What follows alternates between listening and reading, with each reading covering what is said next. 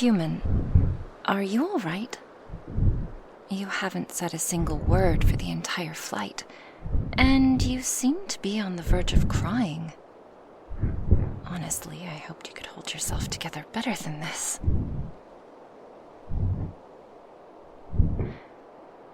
Oh, so it really is your first time flying, especially like this. Well, I had expected you to have some experience in flying, or being flown, rather. I suppose I should have seen it coming that you're a complete maiden flyer. In that case, I do apologize that this first flight of yours is a little bit uncomfortable. Being held in my claws like a freshly killed lump of meat, ready to be devoured at a moment's notice. Please, don't look at me like that. You know you have nothing to worry about. Like I told you before we took off, I have no intentions to take your life in any capacity, which does include me not wanting to eat you. Besides, I raided a Lamia burrow not too long ago. I'm still feeling full from that. Anyway, since I now know that this is your maiden flight, I feel like we should redo it in the proper way, instead of you being held in my claws like this.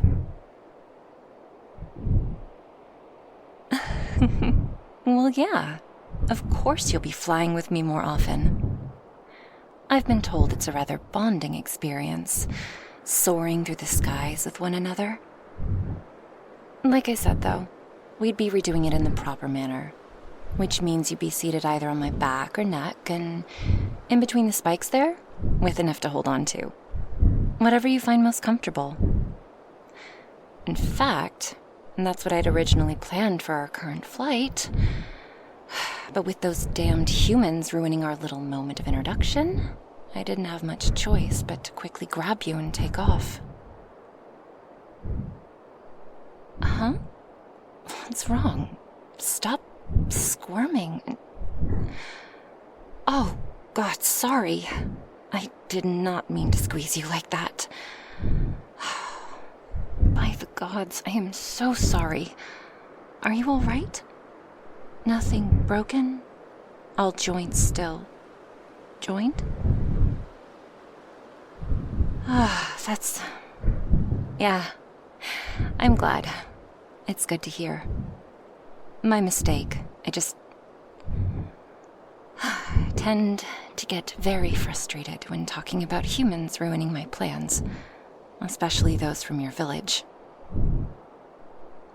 At least we know now that you're a bit more resilient than most of them, which is a positive. Oh, who am I kidding? It probably wasn't that hard of a squeeze anyway. Or the natural instinct of reacting to the possibility of impending death that obviously did not arrive, as I have no intentions for such to occur. I'll try to be more careful in the future, though. I promise.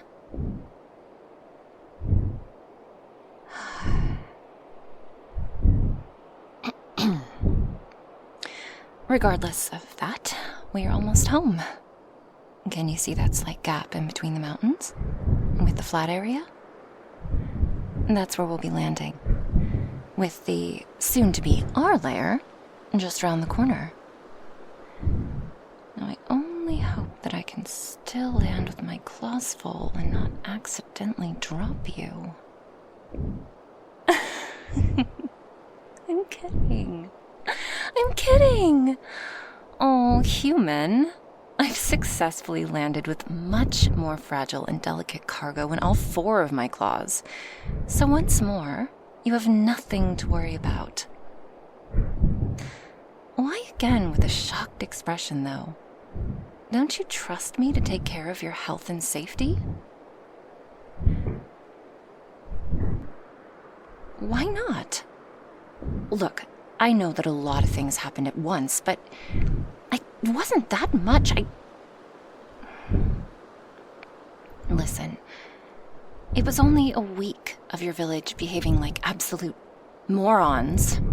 Before today, a quadruped dragoness larger than your house swooped down from the sky, created a ring of fire around you to prevent you from escaping, while forcing a heartfelt conversation upon you, only to kidnap and fake your death in the process.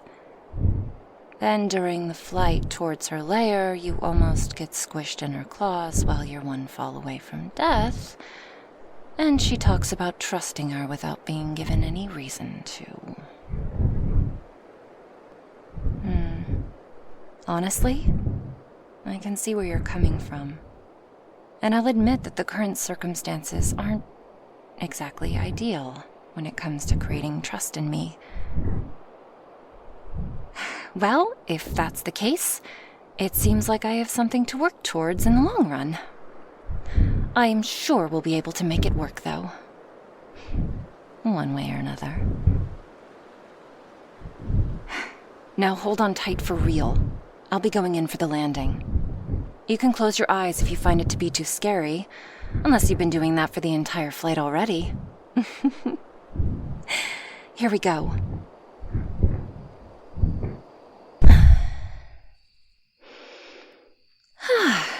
Another happy landing. See? Just like I told you, you had absolutely no reason to be worried. You were in close proximity to the ground again, safe and sound with not even a scratch. So please, stop your shaking. It's starting to tick me off.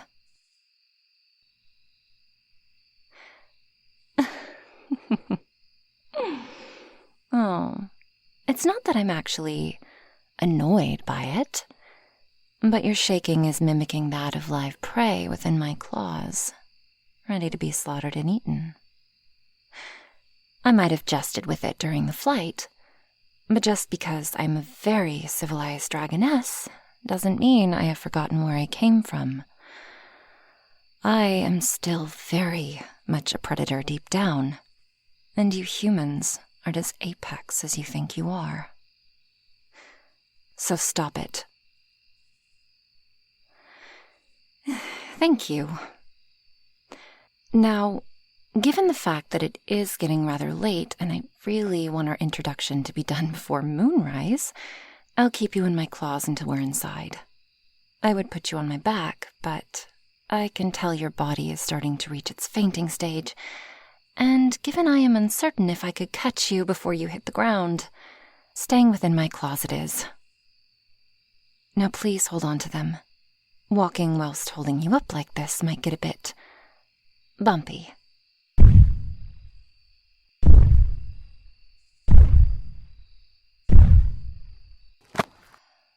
Here you go.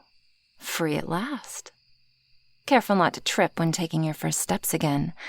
I can imagine you being so shaken might affect your balancing abilities.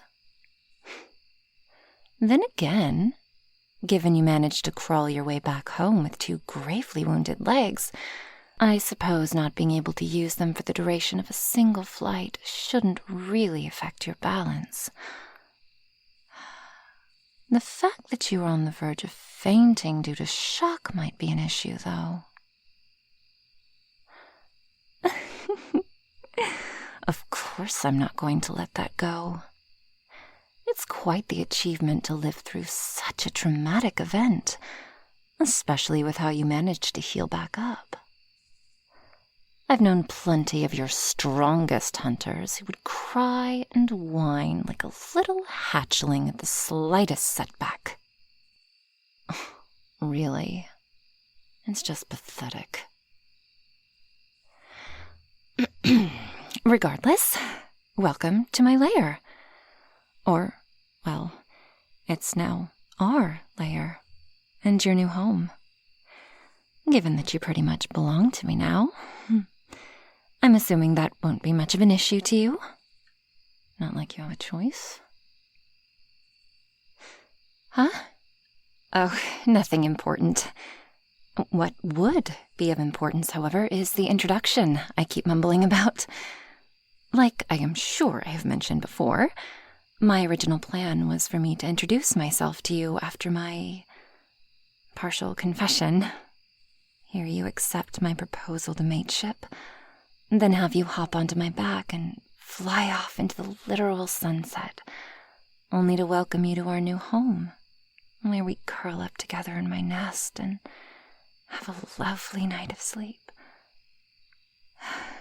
Though, as we are both well aware, nothing went according to that plan, and it leaves us without a name for you to call me, and me without a nickname for you.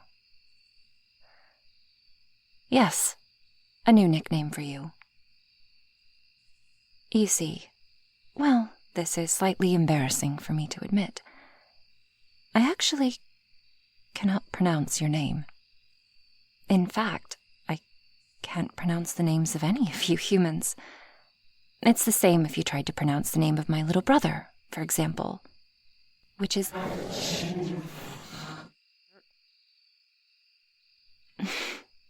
Given the shocked expression your face portrays, I think you understand the point. It doesn't mean... Human? Are you okay? Human! Shit. That wasn't supposed to happen. I only said it... Are you okay? Can you still hear me? You can. Okay, good. Good. Right. Apparently, your brain can't comprehend the true language, and in combination with your general exhaustion, it's likely the reason you passed out. The names of us dragons are written and pronounced in the true language, so that might be giving us issues down the line. Now, I can see the light in your eyes starting to fade yet again, and since I do want you to have something to call me by, I'll get it over with. That way tomorrow, we can continue talking with at least some sense of familiarity. Sound good? Good. Now then, as for the name you can call me.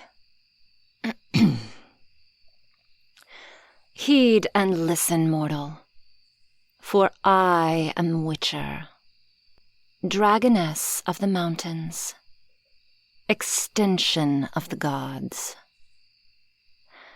And you, my human, belong to me from now on. Let your body rest as it gives in to the exhaustion, and I hope you have good dreams for the time being. Good night, my human. I'll see you at sunrise.